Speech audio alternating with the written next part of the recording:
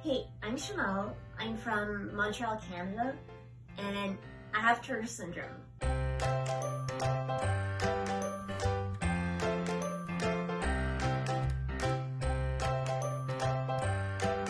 The first question I'd like to answer for the awareness video is how and when was I diagnosed with Turner syndrome?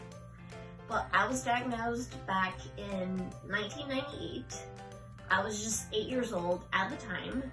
My mom was noticing that I wasn't growing as fast as other kids my age, and she talked to my pediatrician about it.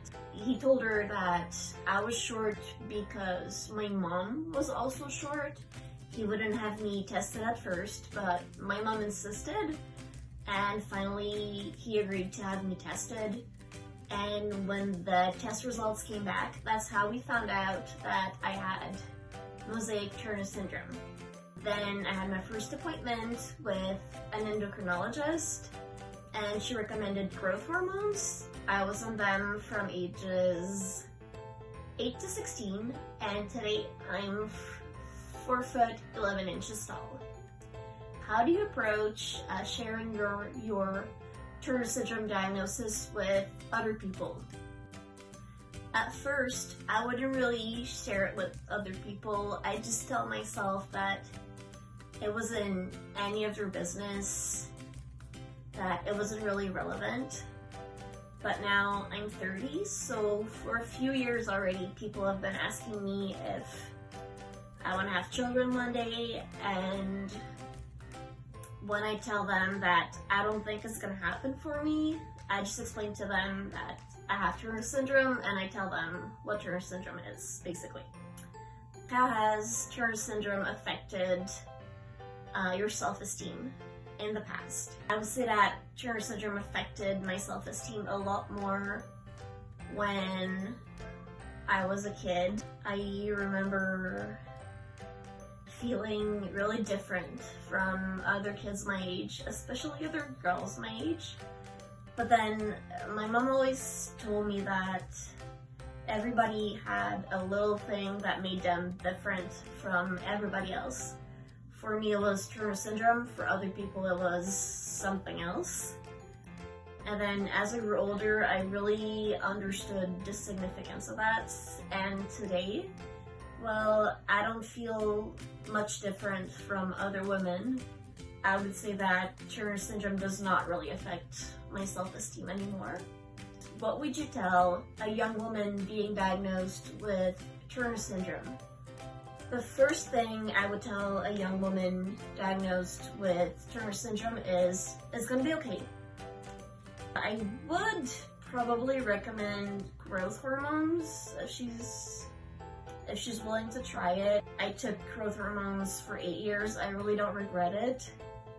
And another thing I tell her is you have to be your own advocate, especially when dealing with doctors that don't necessarily know a lot about Turner syndrome. Was your education affected by Turner syndrome? I would say only a little. For example, in maths, well, I was really good with logic problems, but I had issues with geometry. That was a lot harder. And then also sports. I was never really good at team sports, so I think Turner syndrome and NVLB affected me a little bit. It affected my education because I was bullied in elementary school. I remember as early as the 2nd grade, kids were telling me that I should be in kindergarten because kindergarten kids were just as short as I was, or that I was just as short as kindergarten kids. Also, my elementary school, the staff at my elementary school was really not that competent at dealing with any form of bullying, so that really didn't help. But then eventually I went to high school and it was a lot better. High school was better academically, and the staff at my high school was also a lot more efficient at dealing with bullying. I was not bullied in high school, had a few friends, and I kind of did my own thing. So yeah, high school was a lot happier. What have I become as an adult? I currently work as a flight attendant. I work for a Canadian airline. I also have a Bachelor of Arts degree. I studied English Lit and professional writing.